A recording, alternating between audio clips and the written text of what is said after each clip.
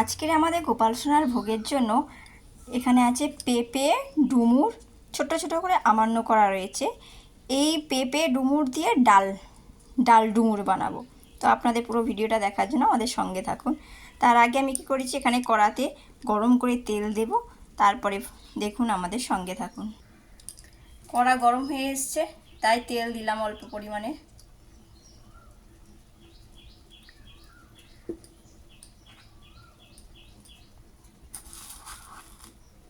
পাঁচ ফোড়ন দেব।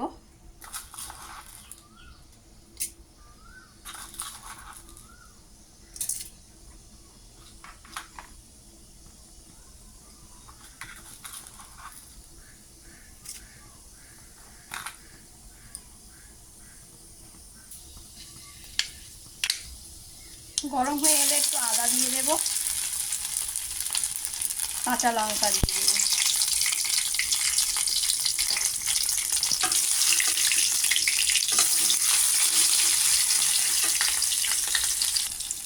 তারপর একে একে সবজিগুলো দিয়ে দেবো। এখানে ডুমুর আছে আর পেঁপে আছে। এর আগে আমি ডাল পেঁপে কীভাবে বানাই, ডাল দিয়ে পেঁপে দিয়ে কীভাবে বানিয়েছিলাম তার ভিডিও আপনাদের সঙ্গে শেয়ার করেছি। আজকে ডাল পেঁপের সঙ্গে ডুমুরও দিয়ে দেবো। আপনারা চাইলে শুধু ডুমুর করতে পারেন, ডুমুর দিয়ে ডাল করতে পারেন। তো আজকে আমি একসঙ্গে ডাল ডুমুর দিয়ে পেঁপে দিয়ে একটা করব। তো সবজিগুলো কী করবো, একে একে সব দিয়ে দিলাম।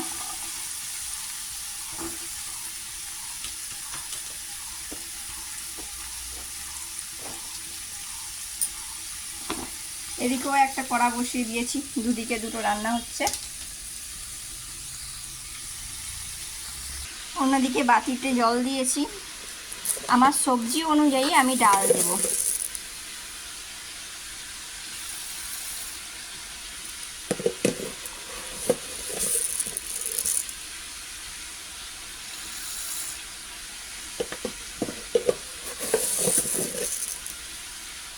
মোটামুটি আমি এই মাপের আড়াই মাপ দিলাম ডাল।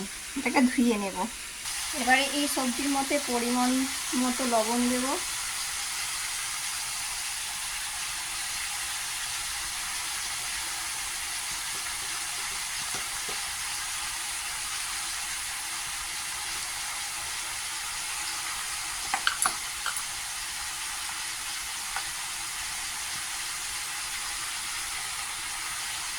আর পরিমাণ মতো হলুদ দিয়ে দেবো।